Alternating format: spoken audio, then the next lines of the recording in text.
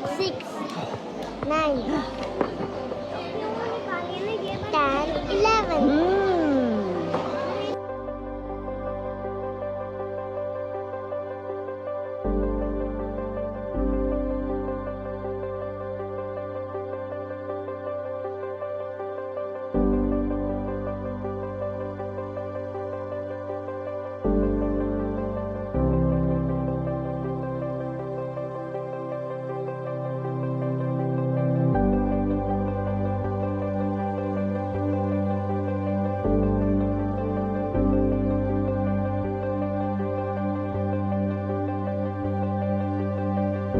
मैं शुरू में नर्सरी क्लास में आया था तो स्टार्ट में तो यहाँ पे कोई टीचर्स मतलब नहीं थी ज़्यादा, काफ़ी ज़्यादा बच्चे मतलब बिल्कुल ये जंगल की तरह था।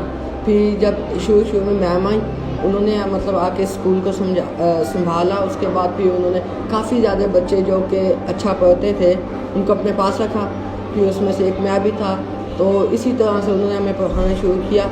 मैं सानिया हूँ। मैं गांव में पहले पढ़ती थी। अब हम किसी प्रॉब्लम की वजह से लाहौर में आ गए हैं। उसमें हमने एडमिशन लिया। पहले तो हमें एडमिशन नहीं मिला था। जब हमें मिला तो हमें बहुत अच्छी मैम मिली हैं, टीचर्स मिली हैं जिन्होंने हमें बहुत अच्छा पढ़ाया है। इसके बाद हम 5th मैंने इधर से की है। उसके बाद हम गवर्नमेंट स्कूल में चले गए थे, उधर 1 साल पढ़ा है। उसके बाद कोरोना वायरस आ गया था, तो जिसकी वजह से हम दोबारा फिर हमने प्राइवेट स्कूल में एडमिशन लिया है। अब उसके बाद मैम ने हमें बुलाया तो हमने टीचिंग शुरू की है। ये जो स्कूल है चरर पिंड के बच्चों को केटर करता है। Association of Fatima Jinnah old graduates के अंडर ये हेल्थ और लिटरेसी प्रोग्राम है। बहुत ही डिप्राइव्ड और अंडर प्रिविलेज बच्चे होते हैं। हम इनका हेल्थ प्रोग्राम भी साथ रन करते हैं और इनके न्यूट्रिशन का भी ध्यान रखते हैं और इनको एजुकेट भी करते हैं। ये बच्चों को पढ़ाना बहुत मुश्किल काम है क्योंकि इनके घरों में बिल्कुल तालीम नहीं होती। अब मैं मैट्रिक में 9th में गया था तो मैम ने कहा अगर आपको डॉक्टर बनना है तो आपकी 95 से अबव परसेंटेज आनी चाहिए। सबसे पहले मैं गांव में पढ़ती थी, वहाँ मैं 3 क्लास में थी तो मम्मा पापा यहाँ काम करने आ गए तो मैं यहाँ गई थी। इसके बाद जब मैंने इस स्कूल में एडमिशन लिया तब उन्होंने मेरा टेस्ट दिया था, इतना ख़ास नहीं था। मेरा नाम नगीना है और मैं इस स्कूल की स्टूडेंट हूँ। मैंने 5 तक यहाँ पे पढ़ा है और इस स्कूल में पढ़ाई अच्छी है और अब मैं इस स्कूल में पढ़ाती हूँ। मुझे 4 साल हो गए हैं। शुरू से मैम ने हमें बुक्स तो नहीं ला के दी, लेकिन वो K5 लर्निंग की वर्कशीट्स लाती थी जो कि हम उनसे शीट से हम सीखे हैं। उसके बाद हमारी मॉर्निंग क्लासेस होती थी जिसमें मैम काफ़ी ज़्यादा बच्चे थे और मैम अपने डिस्पेंसरी के टाइम पे हमें पढ़ाती थी।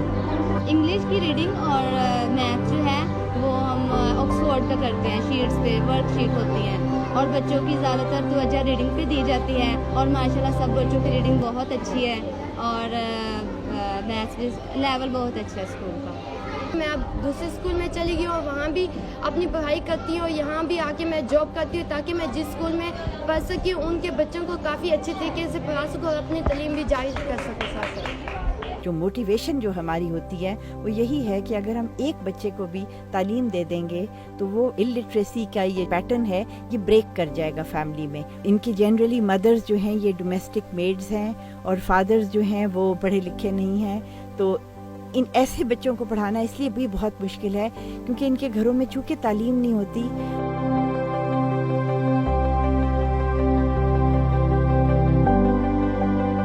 इनको हम जब पढ़ाते हैं तो इनकी आंखों में जो चमक होती है और ये बेहद शौक से पढ़ती हैं। सिर्फ इनको एक्स्ट्रा अटेंशन, इनको अप्रिसिएशन और इनको प्यार चाहिए होता है।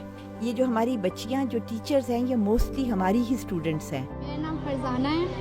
मैं नर्सरी क्लास को पढ़ाती हूँ। मैं यहाँ नर्सरी क्लास से पढ़ के 5th क्लास तक पढ़ी हूँ। मैंने 5th क्लास के बोर्ड के पेपर दिए थे जिसमें मेरे बहुत अच्छे नंबर आए थे।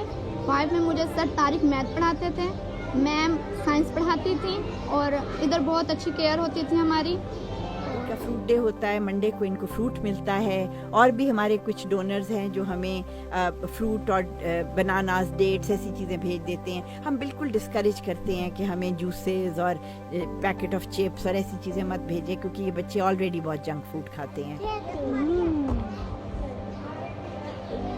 14, 15. इनका एक और प्रोग्राम हम साथ रन करते हैं, उनमें इनको डीवर्म किया जाता है हर 3 महीने के बाद, और इनको विटामिन D3 का इंजेक्शन पिलाते हैं। इनका यूनिफॉर्म, इनकी बुक्स, इनकी स्टेशनरी, सब कुछ हम यहाँ से देते हैं इनको, ताकि इनके पेरेंट्स पे कोई ऐसा बोझ ना डालें कि वो बच्चियों को कहें कि ये पढ़ नहीं सकती। और मैम ने हमसे एक प्रॉमिस लिया था कि अगर हमने आपको पढ़ाया तो आपने भी एक बच्चे को ज़रूर पढ़ाना होगा। जो हमें स्कूल ने दिया है हम वही बच्चों को वापस देना चाहते हैं। मैम बच्चियों का ध्यान रखती हैं और बच्ची हमारी बहुत सेफ है, और मेरी बेटी ने यहाँ से डॉक्टर बन के जाना है, और हमें यहाँ पे कोई परेशानी नहीं होती, ना भी अकेली होती है, हम आराम से छोड़ के चले के यहाँ पे स्कूल में बहुत सिक्योरिटी होती है। तो हमारी कोशिश यही है कि जितने भी लड़कियां पढ़ना चाहें दे आर वेलकम, और हम उनको फिर पढ़ाते हैं।